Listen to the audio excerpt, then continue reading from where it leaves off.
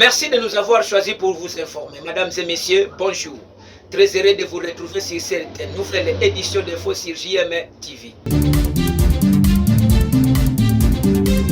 Le temple du football de la Kenya dans la province du Haut-Katanga est vandalisé. Les propos du professeur Bilolo Muba Bienge. Scandale en République démocratique du Congo, un faux député a été arrêté lors d'une réunion à l'hôtel Béatrice de la ville de Kinshasa. Une fois de plus, mesdames et messieurs, bonjour. C'est une histoire à peine incroyable. Un homme s'est fait passer pour un député national depuis le début de la nouvelle législative sans que personne ne le soupçonne. Mais il a été arrêté lors d'une réunion de rencontre avec les véritables honorables. Au commentaire, votre humble serviteur. Demandez à honorable de quitter le mais tu l'as appelé collègue, il venait de vous appeler collègue.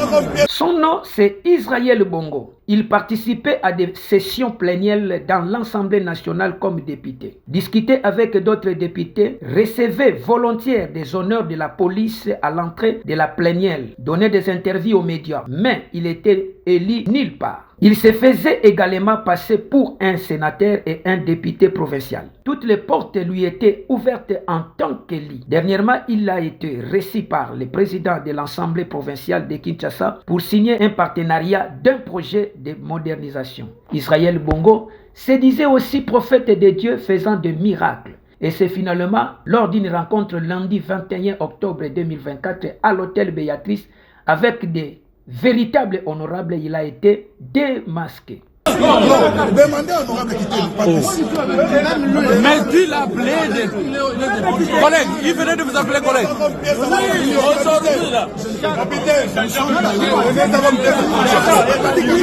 Je ne sais pas tout ça.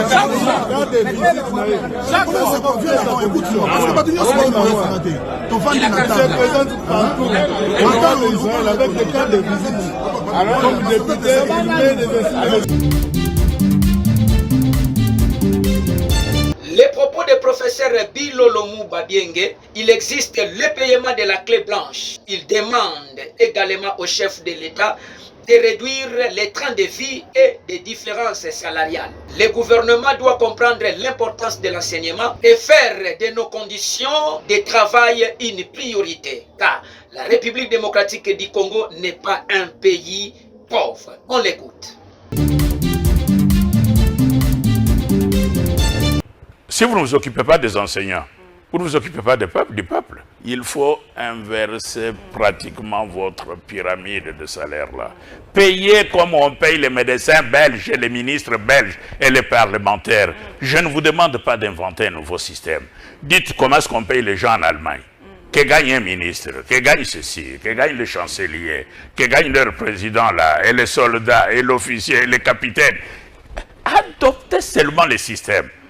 Non, les Congolais sont prêts à faire le bénévolat, mais à condition que les politiciens aussi fassent le bénévolat. Si vous me dites, le président du Sénat, la Chambre des députés font le bénévolat, les députés font le bénévolat, on leur donne un petit rien quand ils ont leur séance.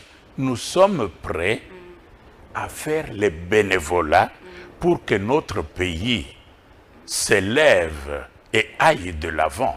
Nous sommes prêts, mais nous ne sommes pas prêts à faire des bénévolats pendant que les gens qui étaient pauvres comme des vers de terre, dans moins d'un an ou de 2 ans, on trouve là déjà, ils commencent à construire des immeubles de 8 étages, 6 étages, etc. Normal, hein. Ça, ce n'est pas normal. 688 sièges endommagés et des panneaux publicitaires vandalisés ce dimanche 20 octobre 2024, soit 24 heures après cette rencontre de football entre le tout-puissant Mazembe et Saint-Elione Lupopo au stade fédéral Kibasa Maliba de la commune de Kenya dans la province du Haut-Katanga. Au commentaire, votre humble serviteur.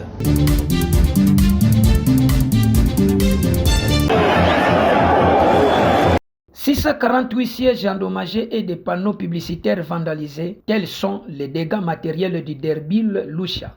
Tout-Puissant Mazembe et Sainte-Elione Lupopo du dimanche 20 octobre 2024 au stade fédéral Kibasa Maliba de la commune de Kenya, le ministre provincial des sports Georges Kadinga Mundule, accompagné du chef de division provinciale des sports et loisirs et l'administrateur adjoint du stade, a fait ses constats. C'est lundi 21 octobre 2024, soit 24 heures après cette rencontre de football. Il y a eu la destruction de matériel, c'est ce que nous sommes venus nous enquérir.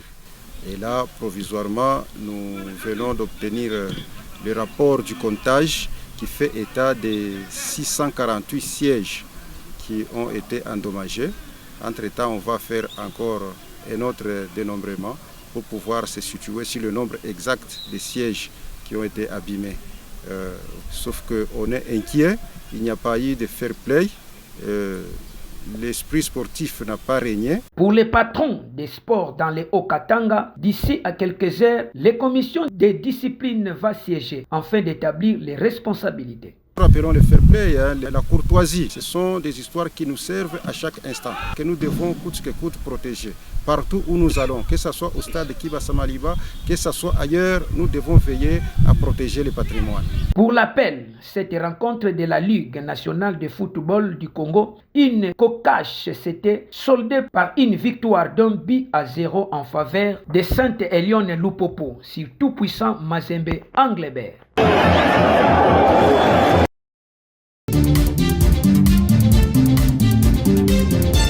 Mesdames et messieurs, c'est par ici que nous bouclons notre nouvelle édition de Fonsi JM TV. Merci de nous avoir suivis. Restez toujours branchés et on se retrouve demain à la même heure.